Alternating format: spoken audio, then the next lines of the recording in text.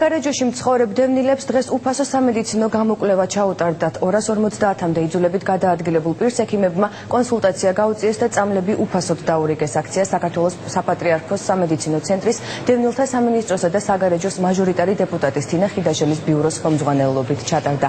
აქციის მიმდინარეობას დევნილთა და განსახლების მინისტრის მოადგილე მერაბ მენაბდეც ესწრებოდა.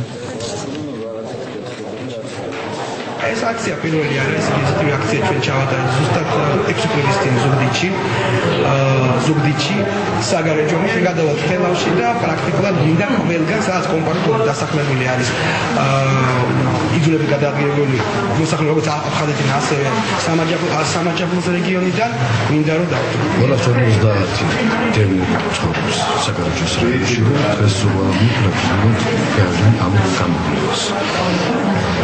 Подобно чем доверились до насахалების რეგისტრაციის საქმიანობას თავშეგვიძლია პარტნიორობისათვის ჩვენი დასახლებისთვის მართლაც რა ვიცი წაადგება ყველას, იმიტომ რომ ძალიან ბევრი არის ესეთი გამოწვევები, რომ ესაჭიროებათ ესეთი ხშირი გამოკვლევები და ხშირად ხდება. აქ ძალიან ყურადღებას გვაქცევენ ეს პოლიკლინიკა, მაგრამ ეს ჩამოსული ექიმებისთვის ექიმების ყოველთვის კარგია რომ მოვიდნენ და ყურადღება მოვაქცევენ.